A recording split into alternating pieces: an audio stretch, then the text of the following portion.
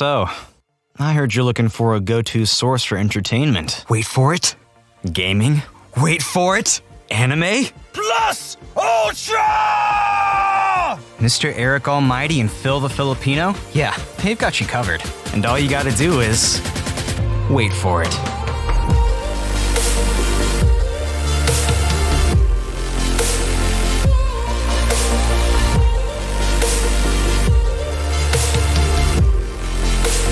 This is the Wait For It podcast. Hey everyone, welcome back to the Wait For It podcast. I am your co-host Phil Smith, aka Phil the Filipino, and joining me as always is your other co-host, Mr. Eric Almighty. And Eric, we are here with a very special episode, the September edition of Late to the Party. And in rare fashion, typically with this series we do movies, but for this month we went out of our way to actually watch a television series that has taken everybody by storm. Not only critics and people of that nature, but also audiences all over the place. And we simply could not ignore it any longer, Eric, which is why this month we have decided to watch The Bear. And this show is getting tons of Emmy hype, and we'll get into that and all of our thoughts here in just a moment. So Eric, in late to the party fashion, we haven't really discussed any of our thoughts leading up to this episode, so I am excited to see how this one goes. Yeah, this series that we've created was so we can catch up on stuff that we missed out on. And The Bear was a huge show in 2022, and season 2 coming out this year, we had to check it out. So you guys are in for a really good episode, whether or not you've watched The Bear, which I think is really good, but we are going to talk pretty freely about the show. So if you don't really care too much about spoilers, this is kind of your warning, because I'm excited to talk about not only several characters, but the journeys that they go on in 2 seasons. So this is going to be a really good episode. I also barely have a voice, so apologies in advance for my voice being a little more intolerable than usual. Get it? Yes, Barely. Phil. Barely. We got it. Bear. So barely. B-A-R-E. Never mind. I'll put a PowerPoint together and if you could put that in writing, Yeah, I do better with visual cues. No problem.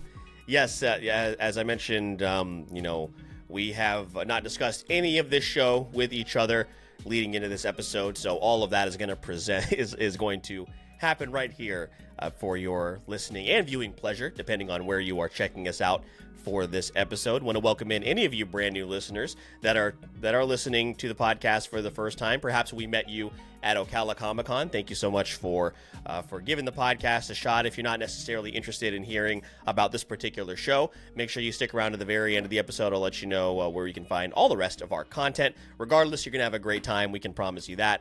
And, of course, all of our returning listeners, thank you guys so much for the continued support. We hope you are enjoying the new format and the new content, or the new forms of content, I guess I'll say, that we have been putting together for you. So, again, if you don't know where any of that is, we'll let you know where you can find all that at the end of the episode. Or if you want to skip ahead, you can just check the show notes, and, it'll all be in there as well. So, Eric, for any brand new listeners, or for those of them that need a little bit of a refresher, let everybody know what Late to the Party is all about, and let's dive into this highly acclaimed series.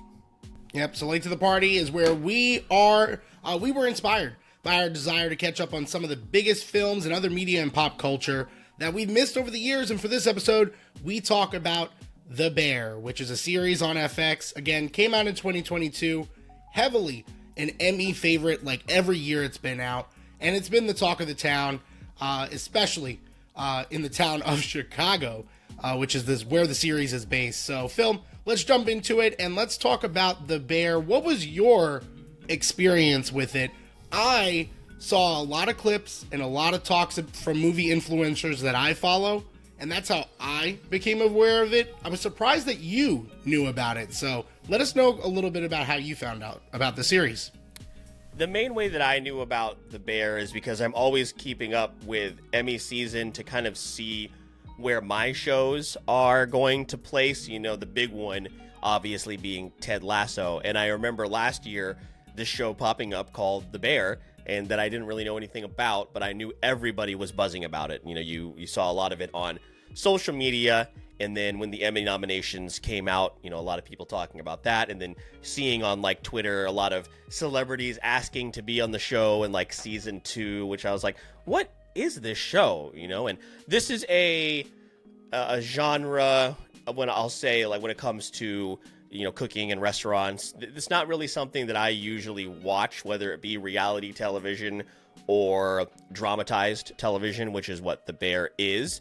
So I knew I was somewhat interested in checking it out, but I can't sit here and tell you that I would have dedicated the time to it if not for this series. So again, this and other series that we do is about getting a little bit out of our comfort zone, and that's what that's what I did here today with this or this time around with this journey for sure.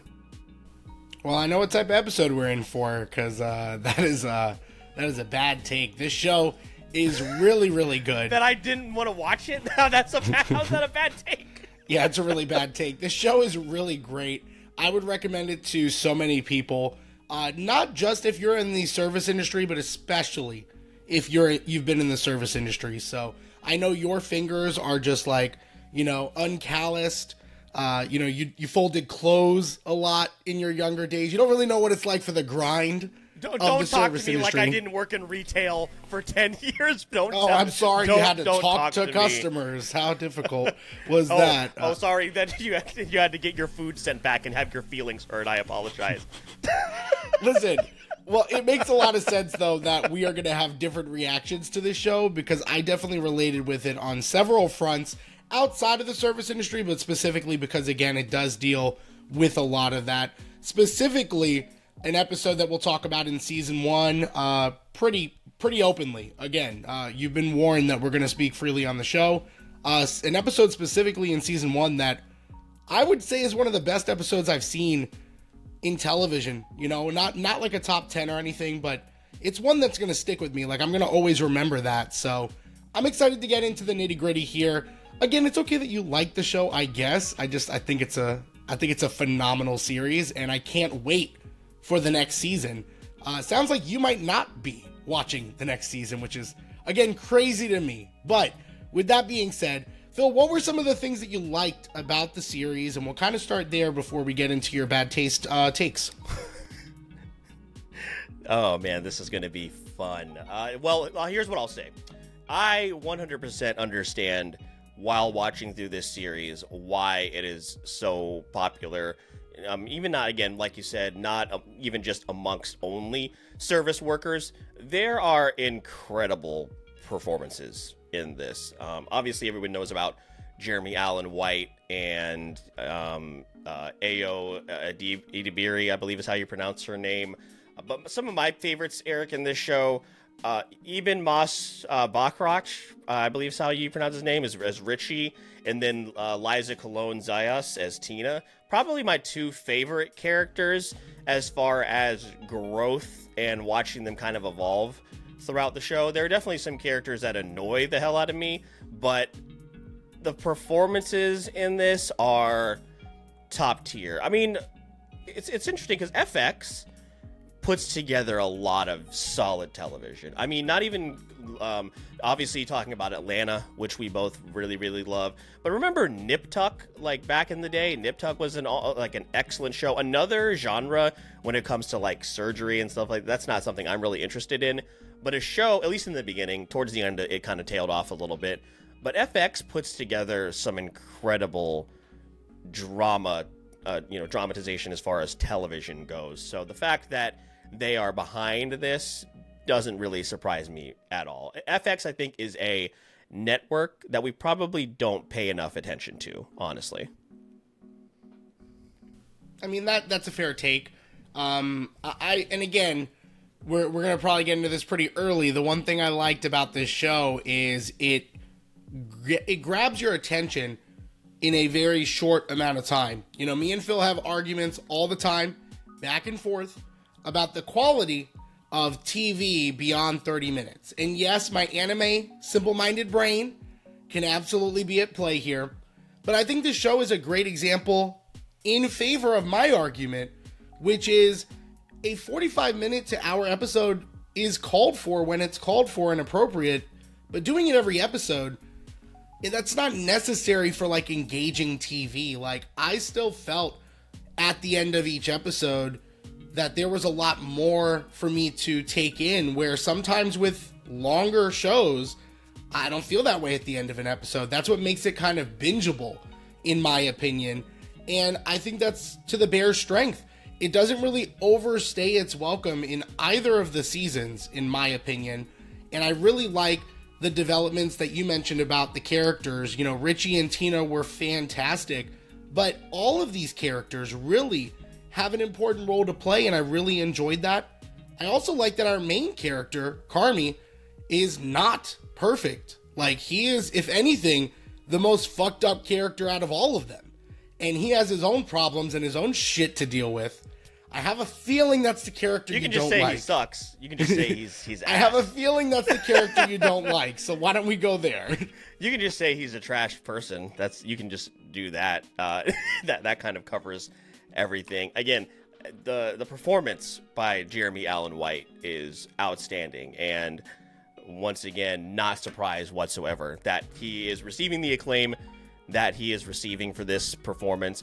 But yeah, no, Carmi, in my opinion, is one of the characters that I cared least about, to be honest. I mean, I'm going to jump ahead a little bit. Like, we're what's the word I'm looking for? We're mourning for this character in Mikey that we don't even really meet until later on in the first season. I actually had to go to our friend Jordan and be like, hey, did we know that this character was played by this specific actor earlier on, or was I not paying attention? So we know that he comes from this background of working at this incredibly well-known restaurant, and then, you know, he comes into then he comes into ownership of the beef and all of that. But I don't know, man. Here's what I will say. I disagree. I think the first 6 episodes of this were incredibly difficult for me to get through. I was having a rough go at it. I also am not really a big fan of Sydney, to be honest with you. Again, there are characters in this that I really enjoyed outside of even just Richie and Tina Marcus, also a great character. Sugar, who is the sister, I actually knew from a very small role she played in How I Met Your Mother, so that's how I knew her. But yeah, the first 6 episodes of this were difficult for me to get through. And you say that you could recommend this for anybody. I found that I was probably having difficulty getting through it because I didn't work in the service industry, and it is the reason why I probably won't watch season 3. Not because it's a bad show, not because there aren't interesting characters and storylines, but I just don't resonate with this story the way that I knew that you would, and I know that our friend Jordan does, and a lot of people in the service industry. And I want to be clear, because people are just going to say that I have shit taste. This is a good show. This is really, even a great show at times, top tier for certain episodes. But it's overall, it's not for me. And again, I'm not going to continue watching it whenever the next season comes out. Yeah, and again, having bad takes is a part of humanity, and the humanity that we have to accept in people. And that's really what this show does, is that the shades, the ugly, terrible shades of people, you know, sometimes you gotta work on that. Okay. You know, I thought it was a good transition to that talking point. I don't think these so. These characters are very flawed, like my co-host. And I think, honestly, we should give people a chance, even when in their darkest of days, they seem like they don't deserve it, like my co-host. So I really think that this show does a great job at looking at these characters. And I get what you're saying. I don't like walking away. I don't agree with a blanket statement that like you have to be in the service industry, because what this show does with its characters is really interesting. And especially like Carmi too, those flaws are like under a microscope, and those flaws in these characters and the way they have to grow is just on display. And I don't know, there's just a humanity about this show, a realness to this show that I resonated with. There definitely is the service industry aspect of it, but I felt like there was a lot of humanity in the show, and I feel like that was brought on by not only the direction and the acting, but also the cinematography and the music of the show. Like the soundtrack for season 1 and 2, I don't listen to a lot of these artists or bands, but they always felt properly placed. I was vibing to this soundtrack. There's going to be a lot of that music on this week's playlist on Spotify, our weekly playlist that we update every Monday. So I personally adore this series. I think the cinematography is great. I can understand, though, that you have to acknowledge, like, it's well shot. It's well, the production is done very well, and it is a great show. But I do all seriousness, I can understand why you didn't resonate. That was a fear going into this, which, again, to my earlier point, I was even shocked that this show was on your radar at all, to be completely honest.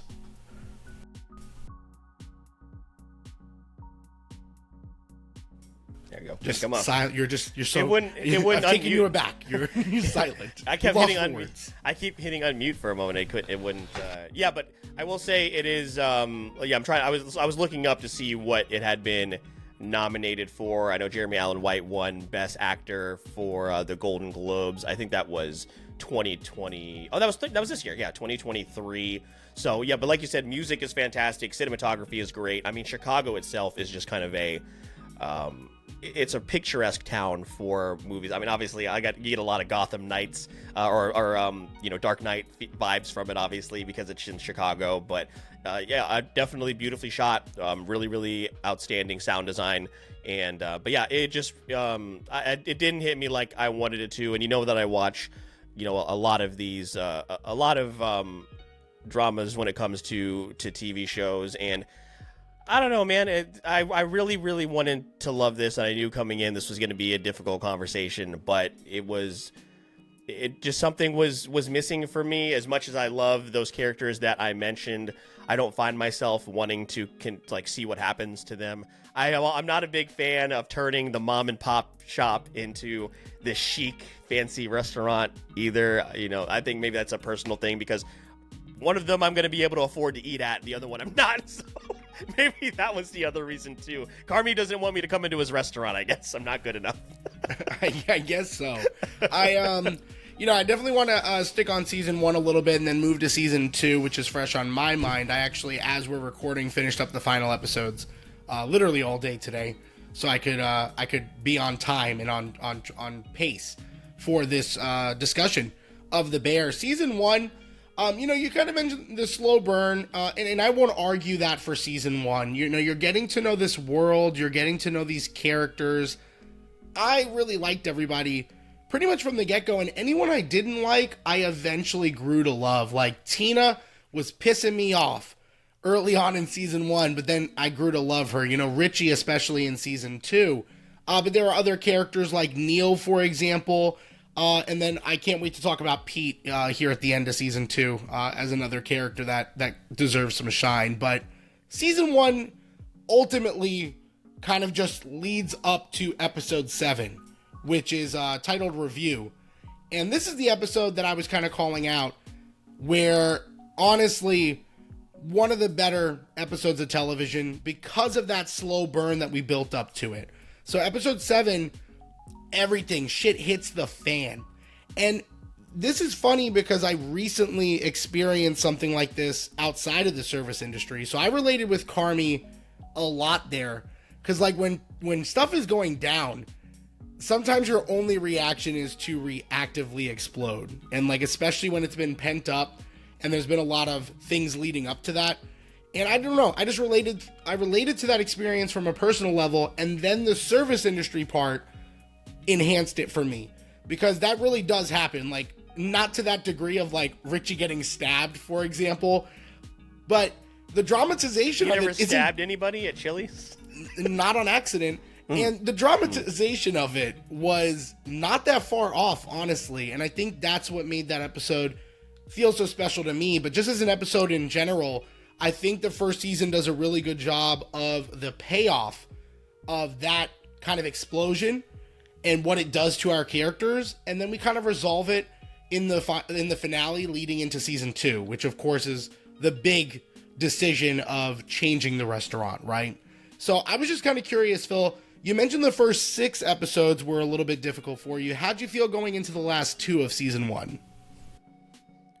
Yeah, that's when I was starting to think to myself, all right, here we go. Now we have finally gotten to this place where, I think I'm really going to finally buy in. So it was weird. I mean, if you look at it as like a graph, the graph was pretty low for the first 6 episodes. And then you see, it starts to peak like with the final 2 episodes. There's again a little bit of a lull in season 2, and that's when, at least as far as me, and that's when I was like, okay, now I'm fairly certain that this is not going to be for me all the way through. There are singular moments that stand out and singular character developments that really, really made me smile, really, really made me happy. But episode to episode, it wasn't keeping me enthralled and focused like I wanted to be, or not focused. I guess I wasn't buying in as much as I was hoping to by that point. But again, the last 2 episodes finished really, really solid. Season 2 is easily the one that I prefer over or between the 2 for sure. That's where a lot of that development comes from, as they're making that transition into from the beef to the bear. So yeah, but episode 7 definitely is the moment where things take that turn, and I think in that moment is when I really, really understood where all of this praise was coming from. Because again, in that first 6 episodes, and nothing that I've watched, nothing that I saw on The Bear was bad television. I want to be clear. Nothing of it was bad. It just did not captivate me the way that I wanted. But episode 7, I was like, okay, here we go. This is where a lot of this is, a lot of this praise is coming from. I get it now. Yeah, and again, it's just so interesting to see you say that, because again, especially like when it comes to like pacing and some of that slow burn, like if this was a traditional 40-minute, hour-long show, I mean, you only watched a season worth of like 9, maybe 10 episodes max. So like in 10 episodes, everything that happens in a regular, like traditional TV season, I don't know. I feel like we got quite a bit. I feel like we got quite a bit of payoff, especially as we get into the second season. Again, I do agree that with the way it's broken up in the smaller scale of it, you go right to season 1, kind of ending that climax, and now you're going up the ladder again with season 2. And obviously season 2 deals with them needing to launch the restaurant in a certain amount of time. But I think again, we get to see those character growths that you're talking about, and we need the time to do them. I think you're focused so much on how many episodes it took to do that, where I'm focused on how little time we took to actually do that compared to like a traditional TV show. And then this show specifically, we get to that major episode with all of the cameos, which I'm sure you're at least excited to talk about, because first of all, crazy episode, long episode. Stressed me the fuck out, dude. But the cameos galore, I did not know any of those people were in this show. Yeah, between what was it, John Mulaney and who else? Jamie Lee Curtis. Jamie Lee Curtis and Bob Odenkirk. I mean, it was wild, one after another. My favorite part of that episode, you just mentioned the character of Pete bringing the tuna casserole was hilarious. And Fuck Pete. It's really, yeah. Do you like Pete or do you hate Pete? Because Pete's somebody that would approach you to open up conversation, and you would just agree with everything that he says. So I'm kind of confused. Do you like Pete? I did not like Pete until the finale of season 2. He has a very big character moment with Jamie Lee Curtis's character, which is the mom, Donna, and really crazy. Again, it's something that this show does so well. It takes a character that you're not supposed to like or really care about, and it just completely humanizes them. Like, I understood Pete as a character in that interaction outside of the restaurant at the family and friends dinner. Like, I understood why he's like that. And honestly, it's kind of funny. He kind of reminds me of Wade in Elemental, which of course you didn't like that either. So you're 0 for 2. It makes a lot of sense. I gave Elemental a 3 out of 5 on Letterboxd. That does not mean I didn't like it. Wade was also annoying. Okay, see, that's what I'm saying. So for Pete, I and liked someone him. you would hate to spend time with, by the way, which is weird that you would like. I understand. Him and Pete. I don't know. I don't know why I like Wade and Elemental. Love him. And then Pete, again, I really like the more you spend time with him. Even the tuna casserole, like he was trying so hard to just be like, I couldn't show up with nothing, even though he was told don't bring anything. He still tried to do it. Like, he's just such a nice guy. And again, it's the humanization of that character and many other characters that stood out to me. So yeah, did I like Pete? Yes, but it did take 2 seasons, literally full 2 seasons to get there. Yeah, Pete's really funny, but also, again, that the family member that comes in from the outside that you just don't want to spend time with. You know that his intentions are in the right place, but also he is just so incredibly frustrating. I really also want to give a shout out to Oliver Platt as Uncle Jimmy. I thought he was a really, really solid character as well. You know, just a guy who kind of gave me like Goodfellas vibes. He was a guy on the outside of the family, but also considered part of the family. Obviously, he's fronting this whole thing when it comes to the cash, but I thought he was really good. Had a lot of really solid comedic moments as well. He's been in, I couldn't even tell you like what other things he's been in. I just know I see him a lot. Oliver Platt. He's a fantastic actor. Yeah, great. Oliver Platt. We probably should have mentioned him way earlier than now. My favorite part is when Richie accidentally drugs all the kids, and then his reaction to that. He's like, yeah, it's okay. It's all good. Yeah. They're gonna wake up, right? Okay. Yeah, that was pretty funny. And the way that they also in that episode just avoid Pete the whole time. Again, just trying so hard to do that. One pleasant surprise that I didn't also, again, more people that we didn't know were in the show was Molly Gordon as Claire. She is in one of my favorite movies ever, which is I say it's one of my favorite movies, and now I can't remember the name of the film. Not great. Not a great start, but she was really, really solid at Booksmart is the name of the movie. But she was a pleasant surprise to see, and she was a character that brought in to kind of even Carmy out. Still didn't make him likable, in my opinion. So there's that. What did you not like about Carmy? Because I feel like you did. You did kind of only briefly talked about it. Just someone I would absolutely hate to be around. I think he did everything about him just frustrated me. The way he treated people, the way he refused to just accept help and accept love in his life. I don't know. A lot of that, the way that he treated Sydney, even though I myself didn't find Sydney terribly interesting either. The other character that I do want to point out. Hold on, really quick. Let's just rewind to the scene, to the big scene in season 1 where everything stabs him. Where she stabs Richie. Are you blaming Carmy for how that went, or Sydney? Sydney fucked up the tickets.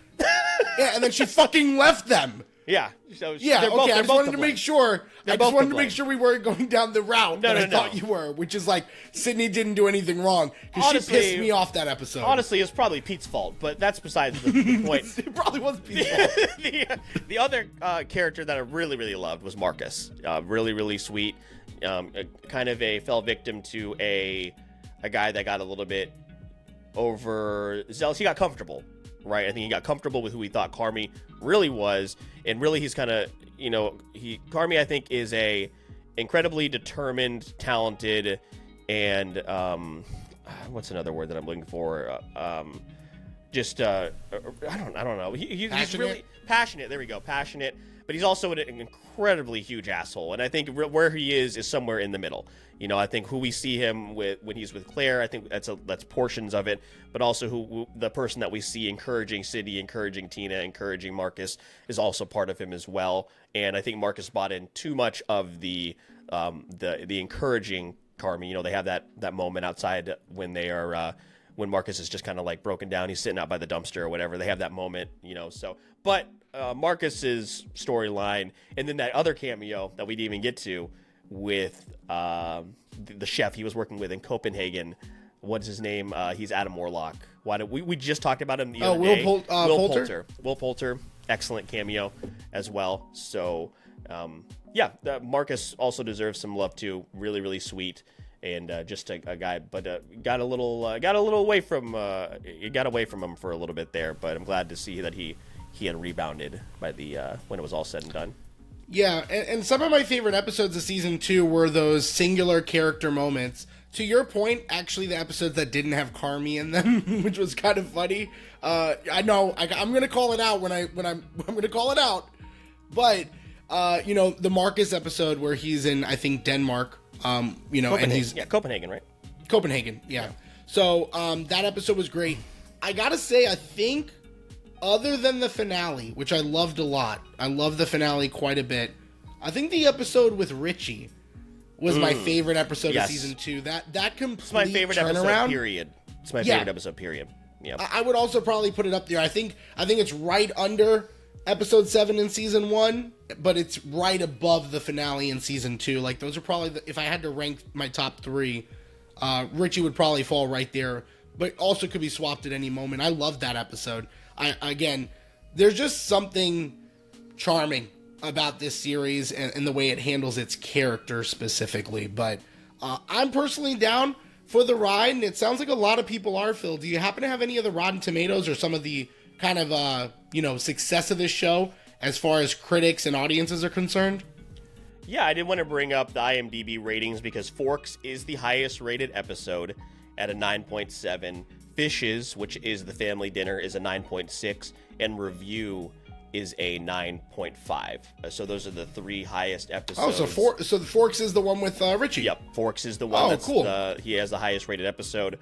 It is obviously, like I said, an overwhelming hit, and it's a 99% on the tomato meter, a 92% audience score. So pretty even when it comes to both critics and audiences. And like I said, it's I understand why people have really, really resonated with this show. I just have found I'm just gonna find myself leaving it at the 2 seasons that I've watched, and I'm gonna leave it there. Yeah, and we all make mistakes, and we can eventually be forgiven for those mistakes. And I think in time we will forgive you for what is a terrible take and also a bad decision. Sure. It's not great. If you say so. Are you doing this because I said?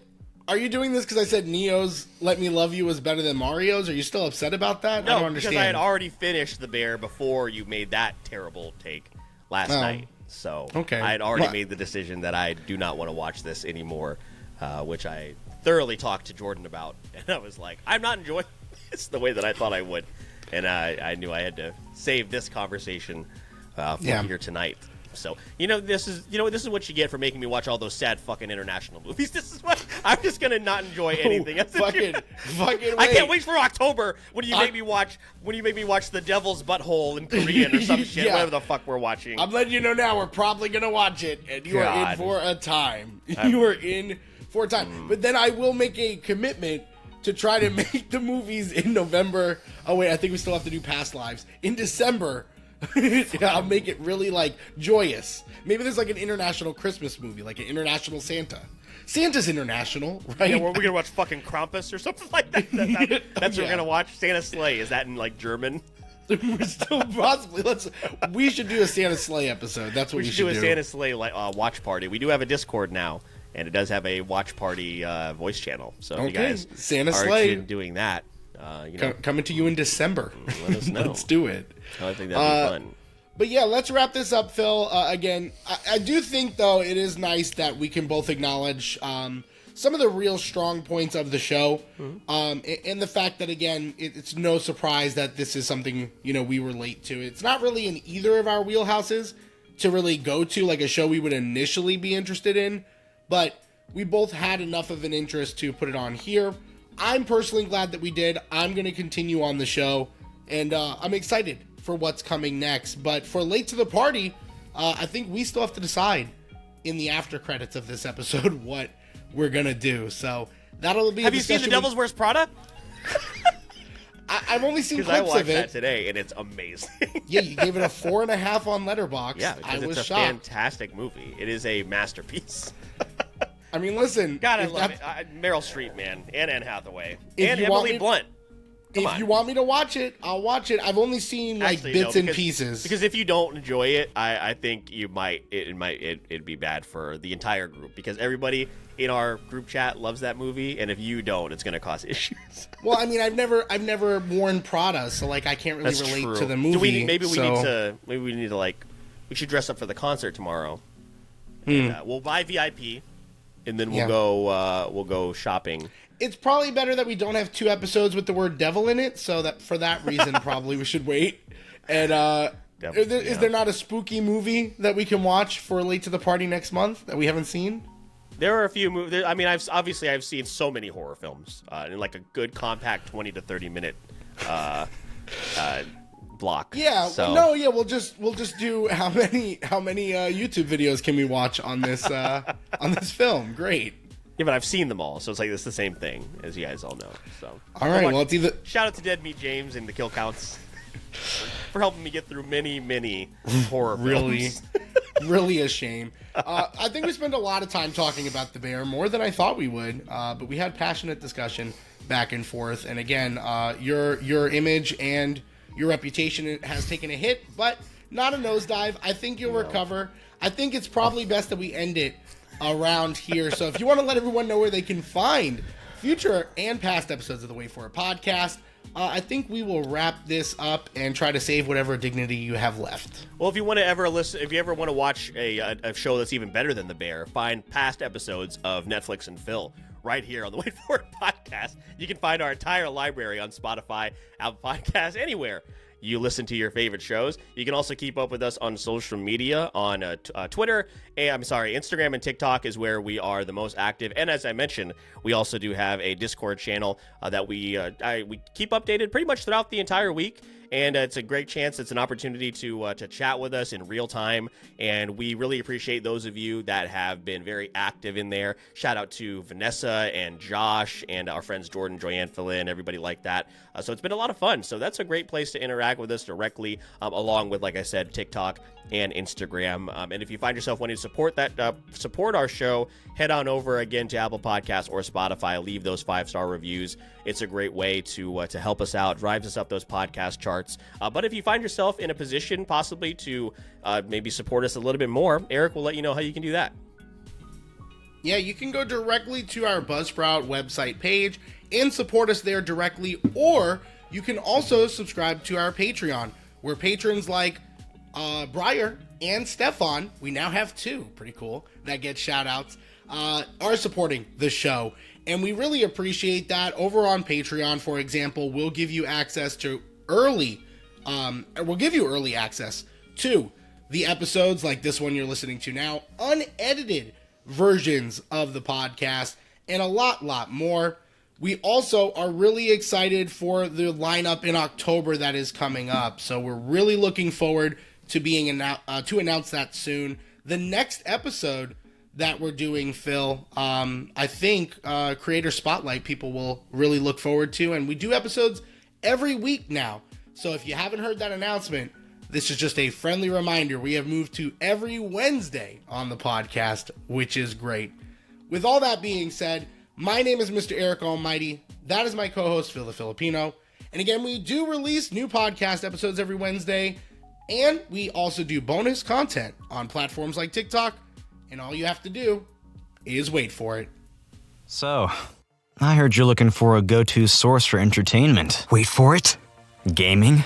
Wait for it. Anime? Plus Ultra! Mr. Eric Almighty and Phil the Filipino? Yeah, they've got you covered. And all you gotta do is wait for it.